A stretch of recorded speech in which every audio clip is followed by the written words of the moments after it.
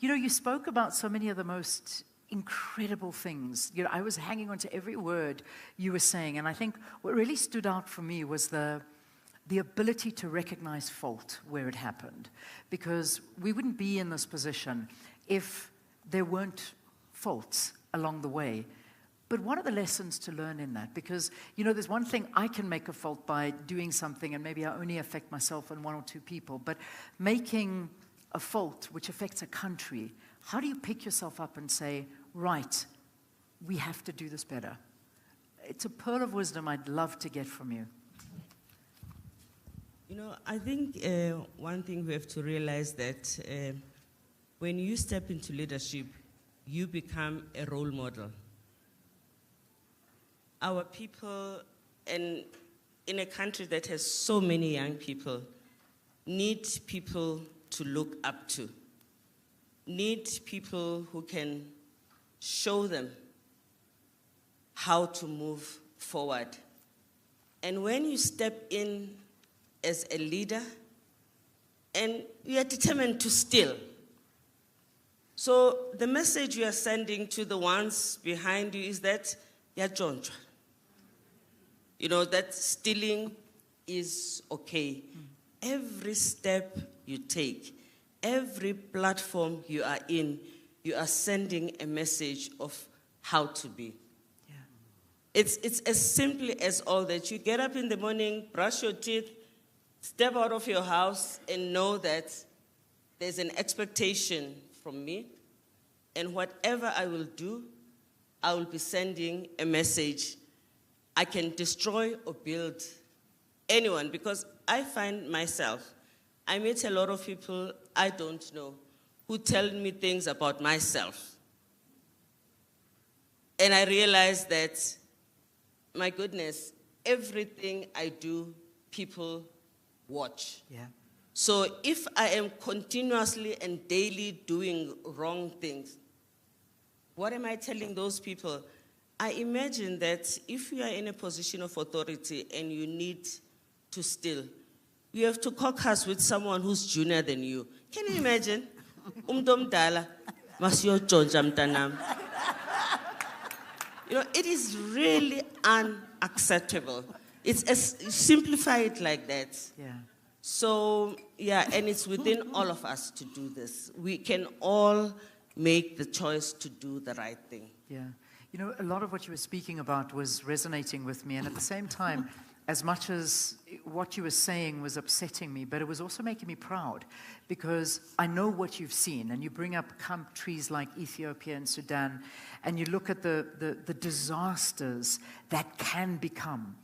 But the fact that we as a nation are still able to speak to one another, this is a golden gem that we cannot lose. And I love what you said, that, we have done that, but when you're sitting in company where people just cannot talk to each other and it lands up in bloodshed, is something we cannot find. So I do hang on to that hope that South Africans do have that. So before I let you go, I just want to get your wisdom on this as well, because we're about to sit and discuss the whole issue around women empowerment and as South Africans where we've come.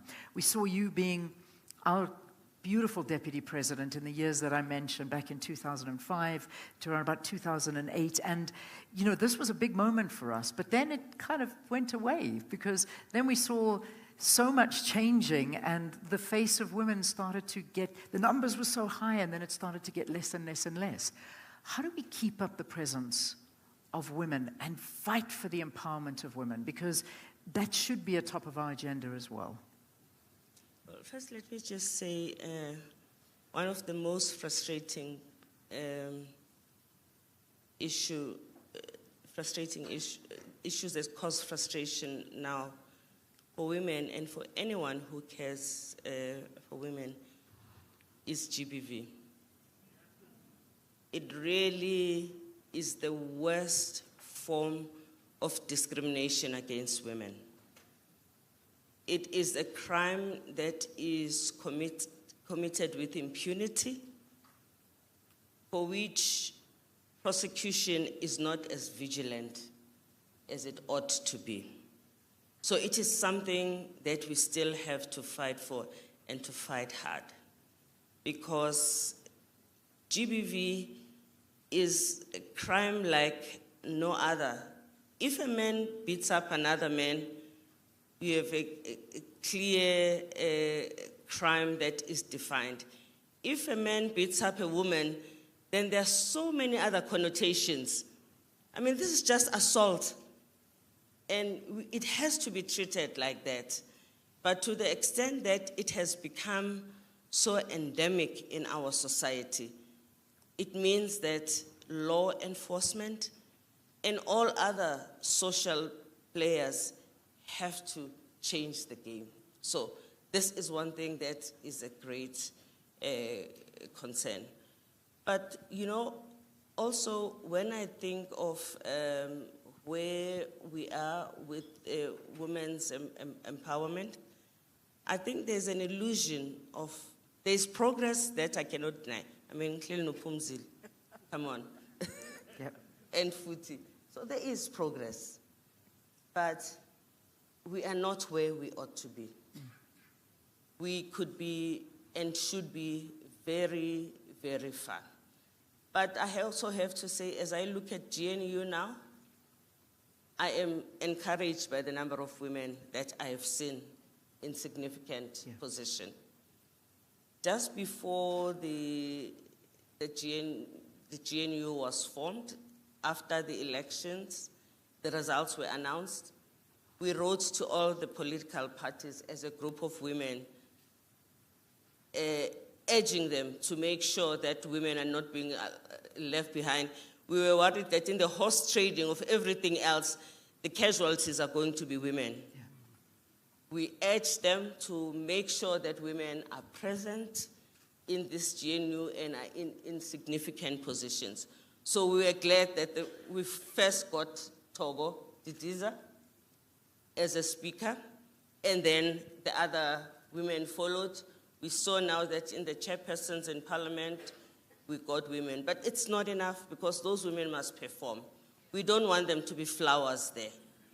So it is our responsibility to support them and to demand accountability from them, and to make sure that their being there means that there will be delivery for society.